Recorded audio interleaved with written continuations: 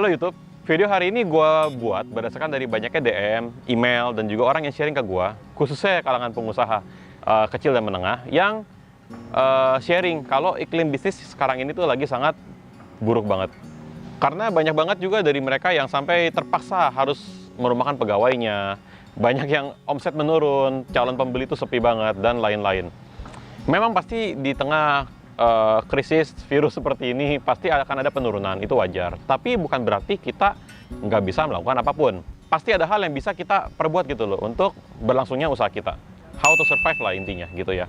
Jadi akan gue bahas apa yang gue lakukan di usaha gue di tengah iklim bisnis yang seperti ini. Stay tune. Sebelumnya perkenalkan, nama gue Willy, owner dari KJV Motorsport dan founder dari KJV Group.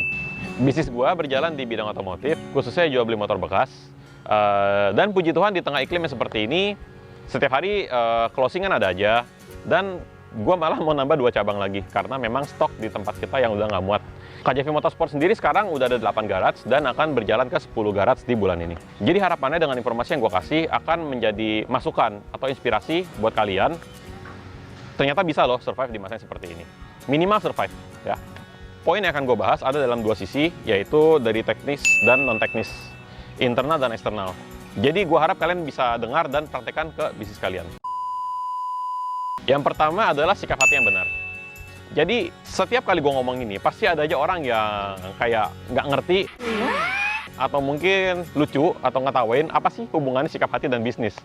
Jadi gini, gue yakin tapi dari beberapa pendengar, ada yang sepaham nih sama gue. Kalau setiap bisnis itu ada auranya bro, dan aura sang owner itu sangat berpengaruh kepada bawahan.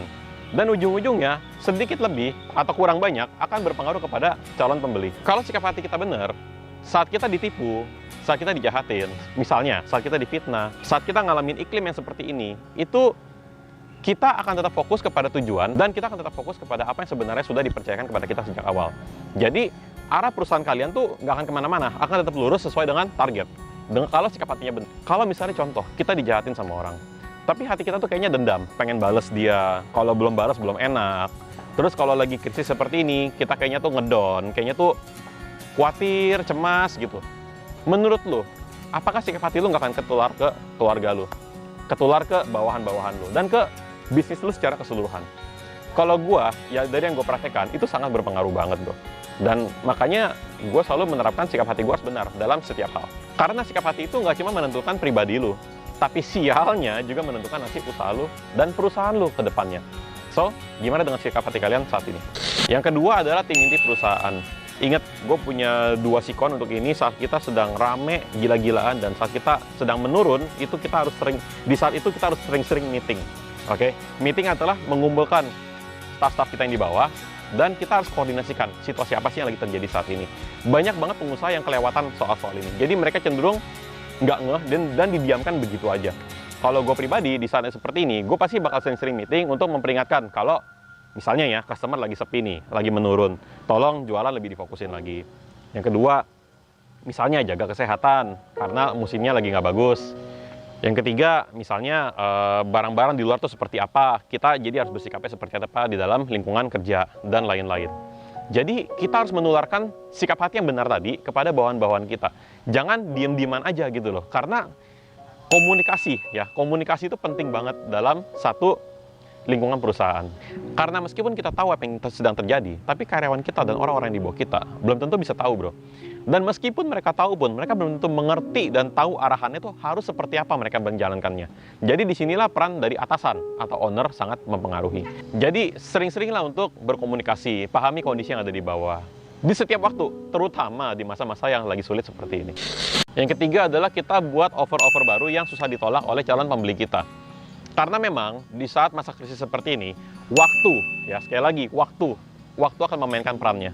Jadi memang segala sesuatunya akan berakhir, dan kita memang mau nggak mau, suka nggak suka harus nunggu sampai ini semua selesai. Tapi tetap, seperti yang gue bilang tadi, at least ada sesuatu yang bisa kita lakukan. Nah, kalau gue di KJV apa yang gue buat? Contoh, turunkan harga. Contoh lagi, misalnya naikkan kualitas. Contoh lagi, ketiga, misalnya kasih gratisan yang mengundang orang buat datang. Kan banyak banget yang bisa kita lakukan. Pastikan offer-offer ini nggak dibuat duluan oleh saingan kalian. Jadi pastikan kita tuh yang duluan buat gitu loh. Karena percayalah bro, di iklim yang seperti apapun, sesulit apapun, yang namanya calon pembeli pasti ada. Sekarang kan lagi musimnya virus corona. Menurut kalian di seluruh dunia ada nggak yang traveling? Pasti masih ada yang traveling bagaimanapun. Nah, tugas kita adalah memastikan calon customer yang sedikit ini nggak belanja dari tempat lain, tapi belanjanya dari tempat kita karena penawaran yang kita buat, karena perusahaan kita yang memang lebih bisa dipercaya, dan lain-lain. Itu tantangan. Yang keempat adalah isi gudang mumpung diskon.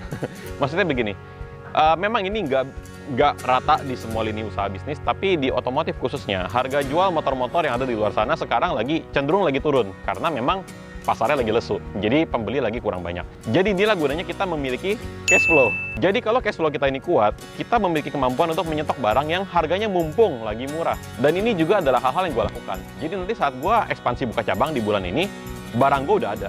Dan di cabang gue pun yang utama, itu barang tuh ada. Dan gue dapetin barang-barang itu cenderung relatif lebih rendah harganya daripada hari-hari biasa. Karena suatu saat nanti guys, harga akan kembali menjadi normal, dan saat itu kita bisa menjual barang dengan harga yang kembali normal. Dan kita dapatnya sedikit di bawah pasaran loh, gitu loh.